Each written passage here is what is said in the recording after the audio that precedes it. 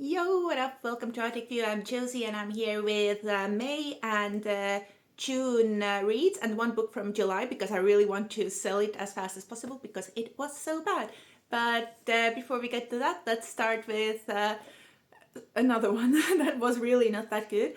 It's called The Riverblade by T.R. Thompson and it's kind of like a sci-fi a steampunk thing, maybe, or maybe not steampunk, but it's all about people being in like a special zone or on the grid, and everybody just logs into that, and they're basically not living their lives in the real world. And there are three people who this story centers around. There are kind of like zombies. There is an assassin person. Then there's a person who is actually a computer program, and somebody else. It sounds good. It's like a detective mystery, sort of, kind of. And in the end, you have no idea what's going on. At the beginning, you're like, oh, okay, I'm kind of getting it. I'm kind of figuring out because the three POVs kept changing. So I was waiting when all of the stories come together. But when they did, I don't know. I was just so mad at the end because nothing was making sense. Maybe it's me, but when I was reading Goodreads reviews, people thought the same. I feel like this had a lot of potential, but in the end, everything was just muddled and you couldn't understand anything what was going on. I really did not like it, and maybe my review isn't the best because I've erased a lot of it from my mind. Anyway, if you want to read the blurb at the back, you can just go and read it on a Goodreads and see if it interests you or not. But for me, yeah, it was, I think I gave it 2 stars. Okay, but the book that I did like was Convenience Store Woman by Sayaka Murata. And it's about a person who has worked in a convenience store in Japan for 18 years. So since she was 18, she's 36, and people keep asking her, oh, when are you going to get a real job? When are you going to get married? And she's really feeling the pressure. She probably is like autistic or with Asperger's, and she really enjoys working in a convenience store because everything is very clear: how she has to act, how she has to look, how she has to talk, what she has to do, and she starts to change it for the society. There's a guy working in a convenience store who is absolutely like the most horrible person in the world. Well, maybe not the most horrible, but completely insufferable. Talking about how women have it easy, women are just vessels for babies, that's their only worth, that the world is so harsh towards men have to achieve so much, and then women get a free ride, basically. And she thinks that, oh, if I have to marry, and the guy really wants to marry somebody, that's the reason that he went to work to a convenience store, because he thought that either finding a workmate or a customer who he likes will somehow lead into marriage. So they make kind of a deal that they are going to live together and maybe get married. And it's a very frustrating read because you feel like, why is she doing it? Like, you shouldn't conform to the society. And I have to say, this has a very satisfying end. It's a very quick read. It's kind of nostalgic if you've ever been to Japan or lived there, and the convenience store is such an integral part of the society. So it's kind of nostalgic in a way to just the convenience store is a special place, and really like this book, enjoyed it a lot. Let's get to something really different. It's Pamela Anderson's With Love, Pamela, and this is her biography. I was very surprised to learn about her life because she's a reader. She reads a lot of books. She is very cultured. She is such a fascinating character. Of course, she does have a knack for picking the wrong kind of men. She's very free spirited, very drawn to love and big gestures, but it also ends up problematic because there are so many emotions involved, not a lot of rational thinking, I would say. But I really loved it. It's kind of warm. There are some revelations. Somebody said that, oh, I was expecting more like steamy things, but it's not a corn book. It's just her life, and she talks about some things, but doesn't address other things. And I think that's her right, because that's her biography. Why should she talk about things that she doesn't want to talk about?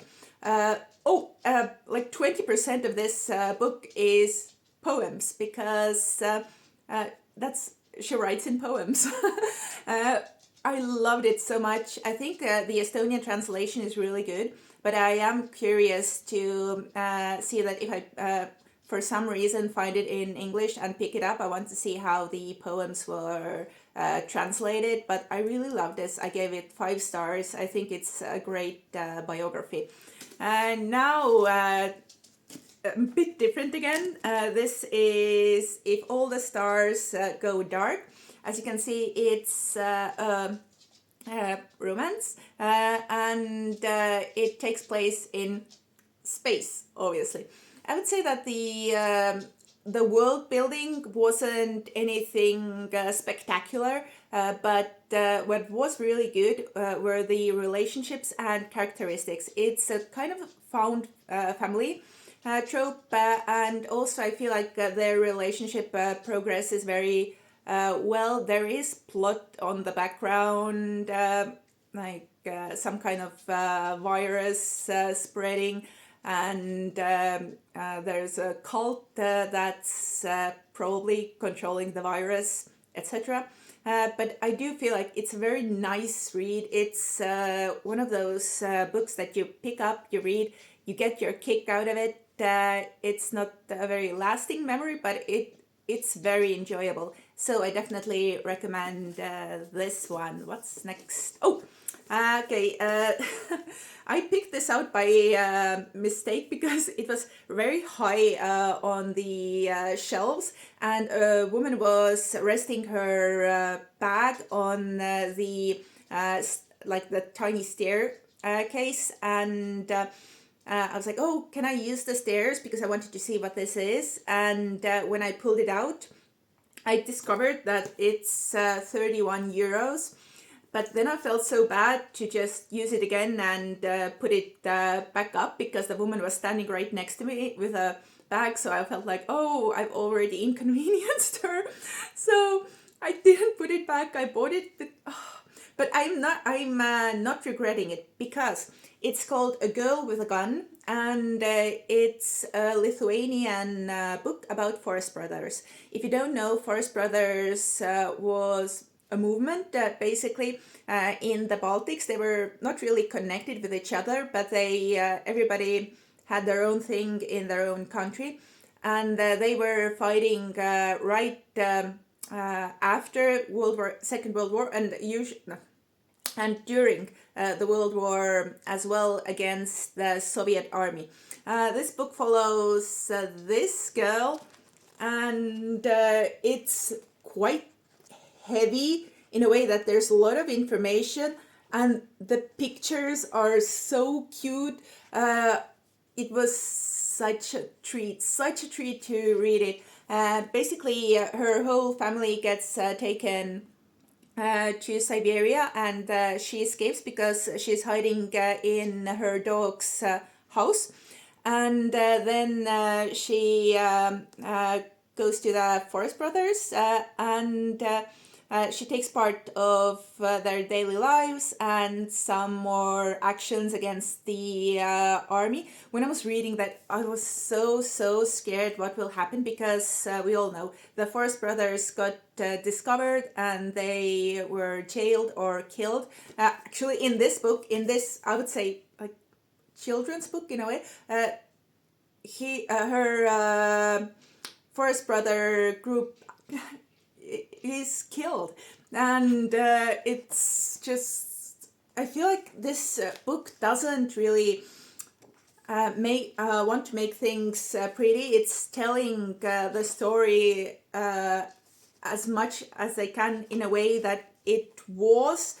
And like I said, I was very worried how this all will end, but the ending is they end it before anything bad happens, I would say. And you can make your mind up what happens after it. It's a very good book. It's a historical book. It's drawn very well. The story is very engaging. I really love it. If you don't want to give that much money to the store for it, then please go to the library and use that way to read it, because, and look at the dog. The dog is so cute with the cone head. I really loved it. It's like I said, it's a well done book aimed not only at children, at grown-ups definitely, but it doesn't sugarcoat anything. I think that's really great. Okay, let's talk about the book I love the most, and it's called the Obake Code, and it's by Makana Yamamoto, and it says it's a standalone, but actually there is a book before this where this girl Malia is a character in. After I finished reading it, I did think that, okay, I want to read the first one, and I did order the first one. This book cover is everything. I really love it. Now they are selling another book cover, but I remember seeing it in the stores before, and I went and I ordered this one from online, because I wanted to have this book cover because it's so pretty. But what it is, she's a hacker, and they are doing a heist, and you have all these different types of characters who have different skills. It's very much like Ocean's 11, Ocean's 12, Ocean's 8, and it's very fast. It's very tight writing. It is also, the characters are so cool. It has LGBT representation, trans people, gay people, lesbian people. It is wonderful. It went so fast. I think this is going to be one of my favorite books I read this year. But definitely, it's cool. It's so cool. And now another book that started out well but didn't end well is Fans, A Journey into the Psychology of Belonging by Michael Bond. And I find this type of topic very interesting. I've been in fandom since I was 13, and so over 20 years. And it starts talking about why do we like fandoms, what does it mean to be in one, what does it give us, the sense of belonging, sharing what we love, sharing artwork, consuming artwork, giving kudos for it, etc. And I have to say, the fandoms that he chooses are, it's more like no, some books, some really early books like Sherlock Holmes and Alice in Wonderland, but then goes to TV shows and movies, and it doesn't really talk about like the really big ones like Harry Potter. I feel like Star Trek could have been more actively portrayed, and it doesn't talk about anime, manga, or K-pop, which is kind of crazy because those are the ones that are really in the forefront right now. It doesn't really talk about gaming either, or like really interesting niche movies other than the Marvel ones. And at the end, he completely wears off. He starts to talk about people who like to first who like to dress as animals, so furries, and then goes into people who think they are animals. But that's not a fandom. That's just like a condition or whatever. And yeah, the ending was very weak, and I would have liked more a more analytical approach. So yes, it started off strong, but then I don't know, did he get tired or forgot what he was supposed to write about? I don't know. Okay, let's see. I have two ones. Okay, is The Great Wonders of China by Jonathan Fenby. It's 50 things that we know about China, like silk, food, terracotta warriors, rivers, all kinds of customs. And the person certainly knows a lot about them.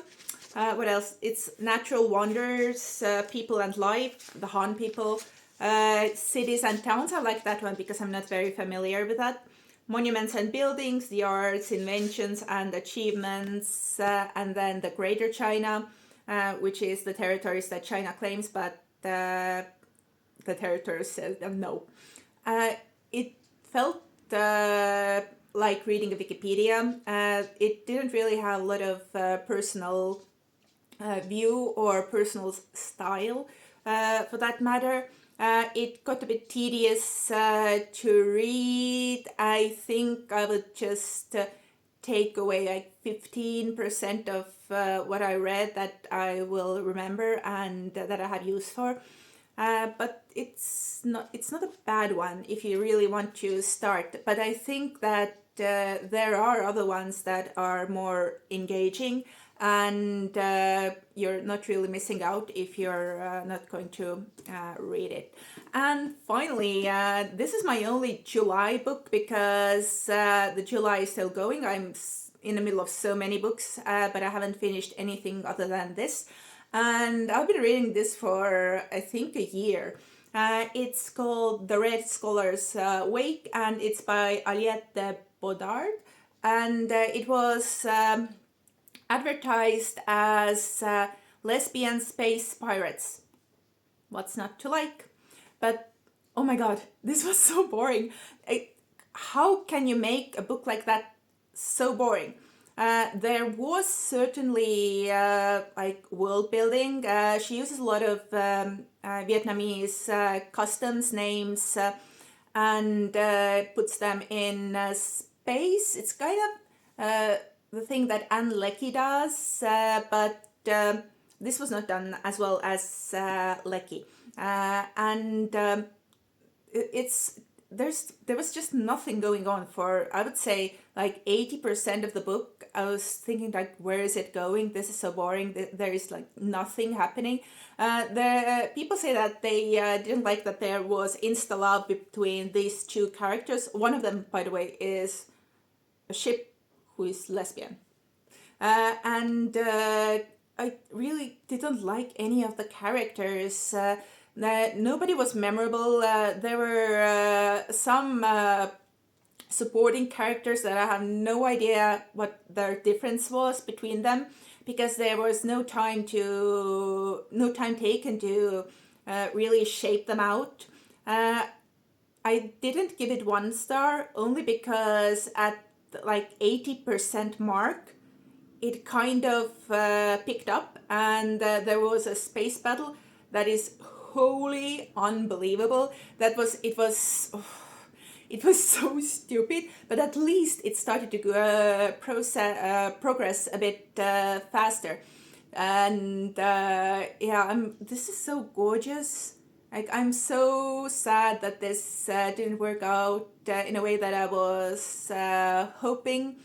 If you see it, I wouldn't suggest you pick it up because, yeah, it was so frustrating. But at least I finished it. At least I persevered and finished it, so that's that. Okay, so here you see all the books that I read during May and June and July, and there were definitely a lot of good ones that I really, really loved, and then again, there were the ones that I really didn't like. I would say that this time I have the like most like 1 or 2 star reads here in my hands, but we still have half a year to go, so hopefully rest of the books that I that I will read will be better. Thank you for watching as always. I appreciate it so much. If you have any questions, please do leave them down below, and I'll see you all next time.